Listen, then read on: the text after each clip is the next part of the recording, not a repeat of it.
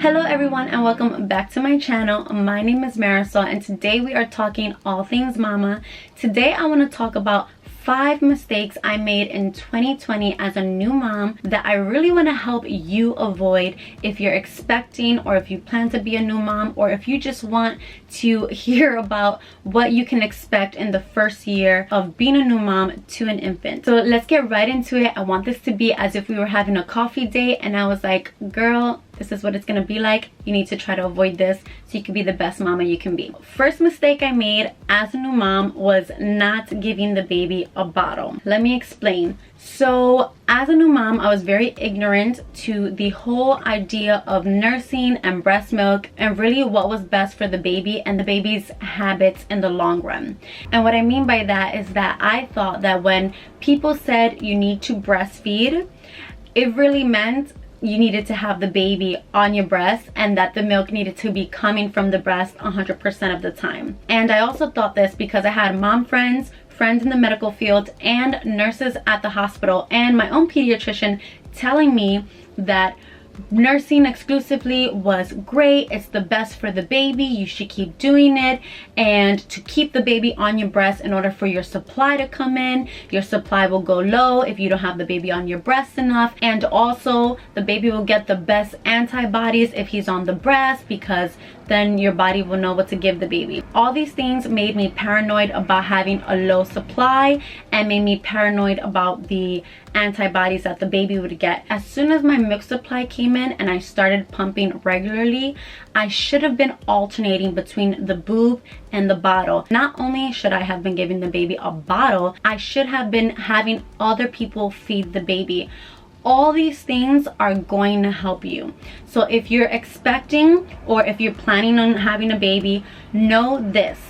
Breastfeeding is great, but it doesn't have to come directly from you. You can pump a great supply or you can supplement with formula. Either way, whatever works for you is great, but give the baby a bottle so that they can start to learn how to take a bottle and feed from there, so that when you're ready to wean the baby off of breastfeeding, it becomes easier. Also, have other people feed the baby. It's going to help you to be able to step out of the house, take a shower, even to work out for at least 30 minutes. You are going to need that time away, and in order to do that, you're gonna need some help, and the people are gonna have to be able to feed the baby with a bottle. So that's definitely something I would have done completely different. Now, continuing with the category of eating, my second mistake was not introducing the baby to foods early enough. If I could go back, I would definitely introduce the baby to baby food at 4 months. If you don't know, once the baby hits about 6 months, your breast milk is not enough nutrition for the baby.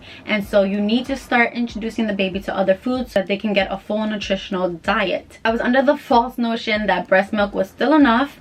I also was being really high maintenance with regards to the baby food. I really felt a certain way about buying baby foods. I kept thinking, would it be the best for the baby? Is it organic? Is it gonna be fresh? How long has it been sitting there? Oh, I could just make the baby food myself. And you know what? Those were all excuses that I kept making that really just delayed me in giving him the baby food anyway.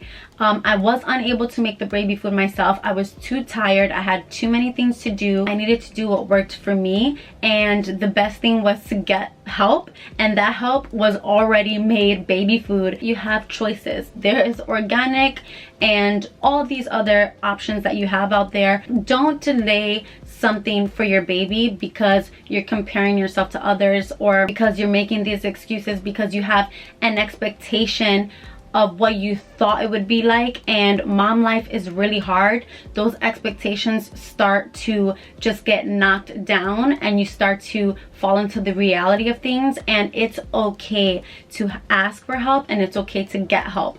So for me, what worked was buying baby food and introducing that to my son, and then slowly he started eating solid foods. So speak with your pediatrician. Don't wait too long. Now, my third mistake was not sleep training the baby soon enough and nursing the baby to sleep.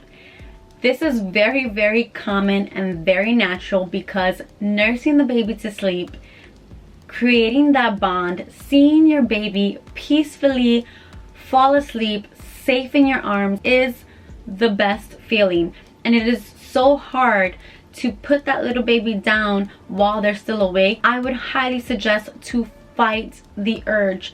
Fight the urge to put that little angel to sleep. Start sleep training immediately. Believe me, it's gonna pay off in the long run. Those cuddles are not gonna run out. Get the support you need. If you need to take a class, or if you need to read a book, if you need hands-on help, do it, because that is one huge thing that will last for a long time if you don't nip it in the bud immediately. Sleep train the baby. And this goes hand in hand with my first mistake. If the baby's used to taking a bottle, then other people can help you put the baby to sleep, which again in turn will help you with a lot of breaks and rest that you need, even if it's just 30 minutes or 20 minutes to relax while somebody else is feeding the baby and putting the baby to sleep. Have other people put the baby to sleep so that the baby is not just attached to you, and again, so that you can get the rest that you need and that you deserve. Fourth mistake, buy a baby camera immediately. Don't wait and don't hold off. I made this mistake because the baby sleeps in my bedroom. His crib is no further than 3 feet away, and I thought, he's right there, why would I need a camera? I can see him from my bed. That didn't matter. When I brought the baby home, any sounds he made, my husband and I would literally jump out of bed and run to see if he was okay. If I tried putting him down for a nap, or if I tried to start teaching him how to sleep on his own, that was quickly ruined when I would go in and check if I heard any sound, out of fear that he might have been stuck in between the rails of his crib, that he might have hit his head if he was crying. And all those things are normal for babies to cry a little bit while they're learning to put themselves to sleep.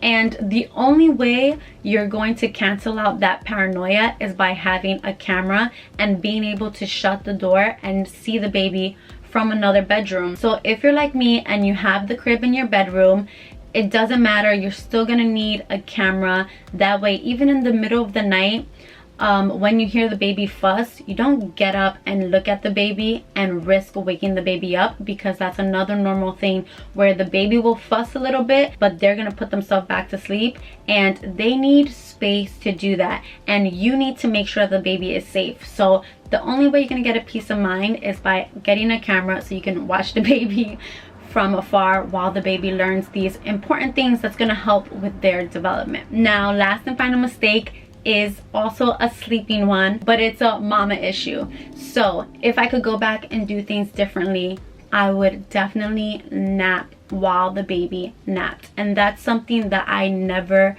could do.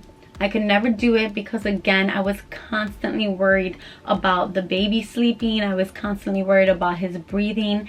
And if you get a baby camera or a baby sleep tracker and breathing tracker, all of those things will help give you a peace of mind. And so if you need to, invest in those tools so that you can take a nap, because it's gonna help with your sanity, it's going to help with your health, it's going to help with your mood, and it's going to help with your parenting. If you want to be present 100% of the time, you need to be sleeping. So if you're about to be a new mom and you're expecting, know that napping while the baby sleeps has to be at the top of the list of your priorities. That baby's gonna keep you up at night, and you need to catch up on the sleep during the day. Those are my 5 mistakes that I made in 2020 as a new mom to an infant. I hope that that was helpful. I hope that you can try to avoid making those mistakes, because it's really gonna help you in the long run. If you liked this video and it was helpful to you, please make sure to give it a like, and I'll see you in the next one. Bye.